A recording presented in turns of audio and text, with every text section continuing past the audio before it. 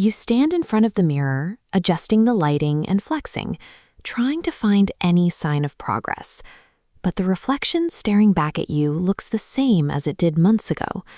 You've likely tried the expensive supplements, watched countless tutorials, and switched up your workout routines, searching for that one special exercise to finally change your body. But after a week of effort, the initial excitement fades, and you slide right back into your old habits. It's easy to blame bad genetics or a lack of time, but there is a hidden mental hurdle sabotaging your progress that has nothing to do with your DNA. It's a specific type of ego that shows up as perfectionism. Most of us think of ego as being loud or arrogant, but perfectionism is much more subtle.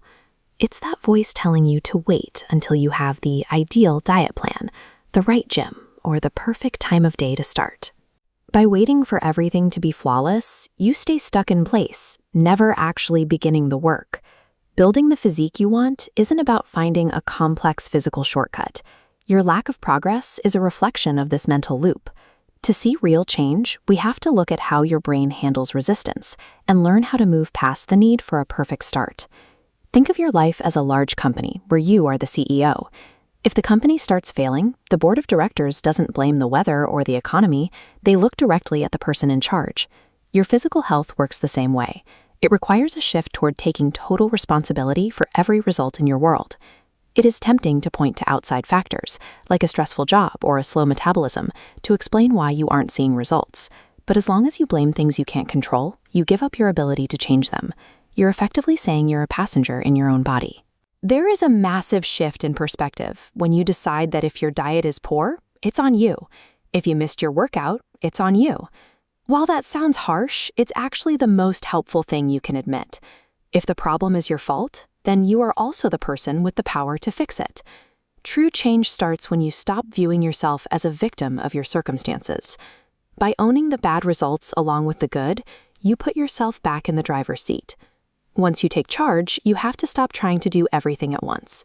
Many people go to the gym and try 15 different machines in a single hour. They spread their energy so thin across so many different movements that they don't provide a strong enough signal for their muscles to actually grow. This chart shows what happens to your effort.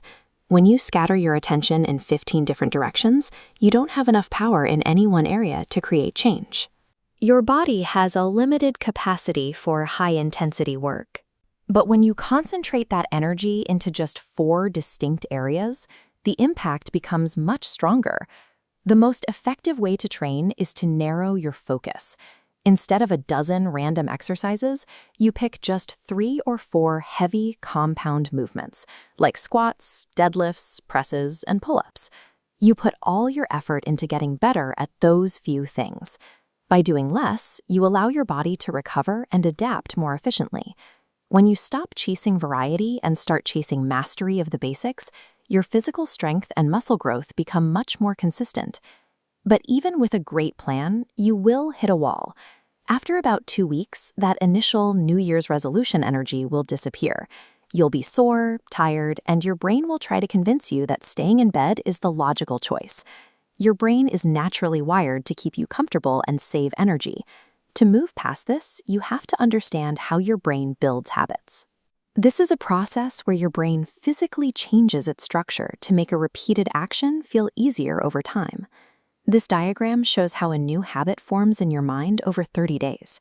On day 1, the pathway is weak, but if you repeat the action every day, your brain bridges that gap.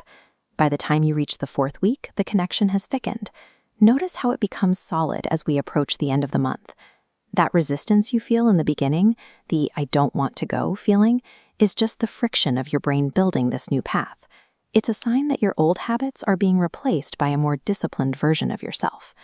When it feels difficult to stay consistent, remember that the struggle is the actual process of your brain rewiring itself. That discomfort is the physical proof that you are successfully building a new identity.